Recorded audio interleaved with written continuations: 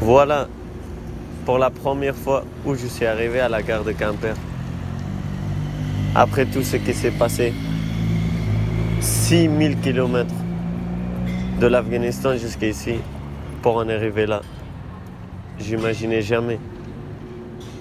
Je suis parti de Paris à gare de Montparnasse. J'ai pris le train tout seul. J'avais juste les papiers de jugement et il m'avait fait un billet de train. Et voilà quoi. Pour la première fois que j'avais un ticket, tout ça, je dormais bien en tout cas. Je suis allé au service de restauration. J'ai pris des croissants et tout ça. Il m'a demandé de l'argent. J'ai dit, mais moi je pensais que j'ai payé le ticket aussi cher que ça. J'avais payé 110 €, un truc comme ça. Pour moi, c'était gratuit en fait dans ma tête. Mais non.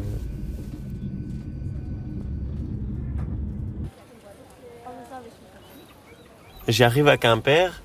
J'étais même pas sûr, il y a quelqu'un qui est venu me chercher. J'étais là, j'avais pas de téléphone, rien de tout. Enfin, j'ai vu une éducatrice qui est venue me chercher. Elle m'a dit, c'est vous, monsieur Charifi? Je parlais pas français, je comprenais pas. Elle dit que j'ai entendu mon nom. Je me suis dit, peut-être c'est elle qui est venue me chercher. Je dis oui. Et voilà, la story a commencé vers là.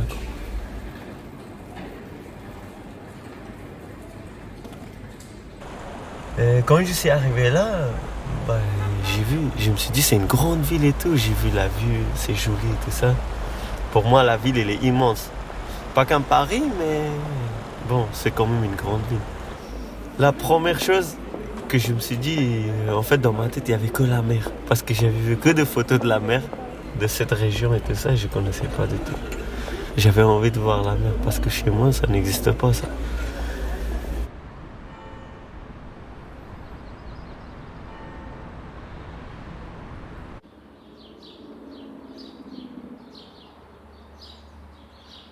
Tu vois, c'est une sorte de maison. On ne dirait pas c'est un foyer. Quand je suis arrivé, je me suis dit, peut-être je suis dans une famille d'accueil.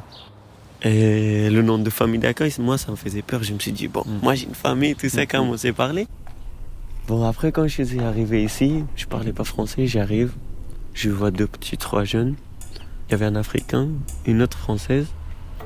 Ici, c'est pour les jeunes de 5-6 ans jusqu'à 13 ans. Quand je suis arrivé, la première fois, ils m'ont dit, on va voir la montagne de Bretagne. Pour moi, la montagne de chez moi et la Bretagne, dans ma tête, je suis en Afghanistan. Je me suis dit, bon, je mets mes chaussures, je mets grosses vestes et tout, je vais. Quand je suis arrivé là-bas, c'est là la montagne, oui, c'est là. Première fois que je vois une montagne en Bretagne.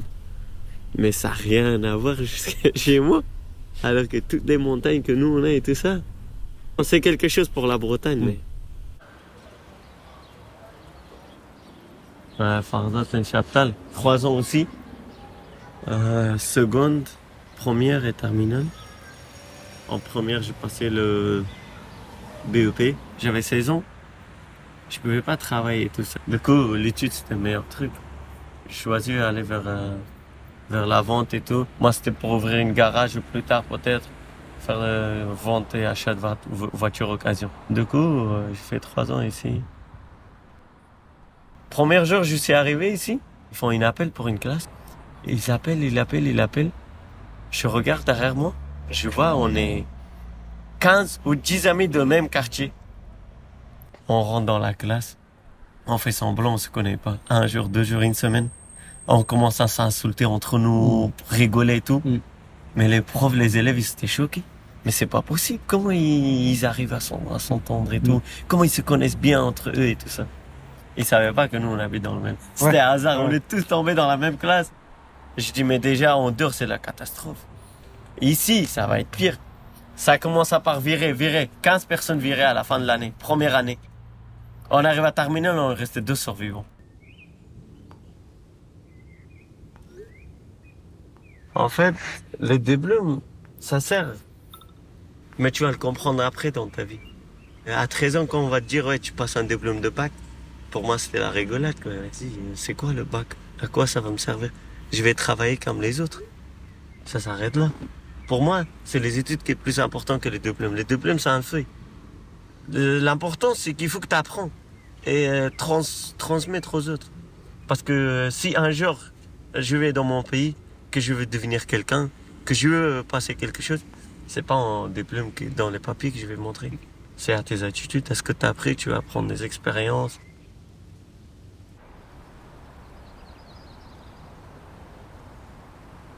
En fait, je viens souvent avec mes amis pour me reposer ici. C'est un endroit calme.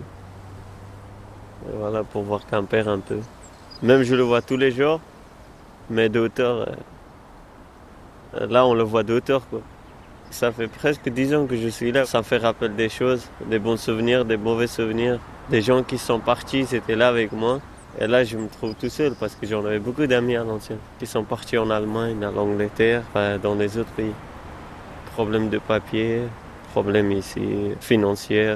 Après, ils me disaient qu'on se trouve tout seul ici, c'est une petite ville. Et moi, je me trouve...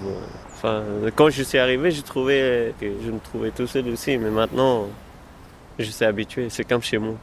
C'est la deuxième Afghanistan maintenant ici pour moi. C'est comme ma maison, quoi. J'ai pris le nom français de mes parents qui sont là, quoi. Cigogne, comme l'oiseau, avec un C. Quand j'étais au collège en 3e, je rencontrais leur fille. Il m'a un peu parlé, et je ne savais pas bien parler français. Et il m'a demandé de passer chez eux et tout ça. Après, quand je suis parti là-bas, ils m'ont mis à l'aise. C'était comme je me trouvais à nouveau avec ma famille. Ils étaient accueillants. Ils me faisaient des cadeaux, comme leur fils. Ça m'a changé, vraiment. Ça me donnait la force de rester ici et me battre, comme jusqu'à aujourd'hui. Et ma marraine, elle est toujours là pour moi. Elle me dit toujours là, que la maison, la porte elle est ouverte pour toi. C'est ma vraie famille. Et si un jour, je fais la demande de naturalisation, la nationalité française, je vais mettre mon nom Cigogne, je pense. Je vais rajouter Cigogne à côté. Je suis un petit breton. Moi, je me vois avec mes enfants à Quimper, avoir un petit travail et rester posé, quoi. C'est ça ce que je veux. Mais je veux grimper. Je veux pas rester dans le même état d'esprit que je suis maintenant. À gagner les SMIC, à rester la même personne. Il faut que je grimpe, si j'ai la possibilité. Voyager dans le monde, avoir un esprit ouvert surtout. Je veux vraiment connaître les gens, toutes les cultures, me nourrir de ça et faire de quelque chose. Et le cinéma, c'est pour ça que j'aime bien le cinéma. C'est quelque chose qui transfère la culture, la langue, l'humanité pour les gens. Ça t'explique les difficultés par rapport à la guerre, par rapport à des gens qui ont faim aujourd'hui.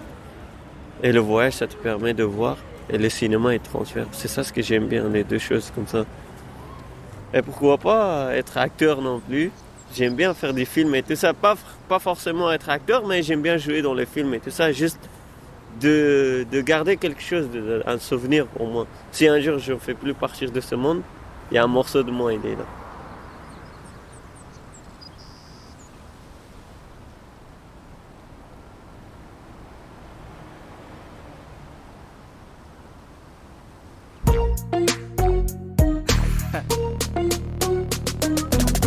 روز بروز میشه درد روز افزون شخص مظلوم میشه اصل مضمون مردمم شدن درگیر حاشیه و کم کم فراموش میشه اصل موضوع تبدیل شدن همه دوستایم به دشمن ضریب شخصیت شدن موبایل هوشمند برای من داشتن مادیات رنجه ولی نزدیکترین کس مادیات سنجه میشنوم روزی 100 تا کنایه حتی برادرم داره ازم 100 تا گلایه که چرا نیست اسباب زینتی در خانه آبروی ما میره چون ناجی فلانی مهمانه زن حاجی شروع کرد به مقایسه از فرش بگی تا سقف بالای سر ولی از این موضوع گذشتم راحت چون فرقی بین ماست پول دارا خوبن و ما بد من از روش تو کی چانس نداشتم خدا با من مقایسه نکن تو خوبی و ما بد من پدرم کارمند است ولی پدر تو میلیونر تو خوبی و ما بد من لباسم ساخت چین و از تو مارک دیور چون تو خوبی و ما بد تفریحم سالی یک بار غرق است ولی از تو اروپاست چون تو خوبی و ما بد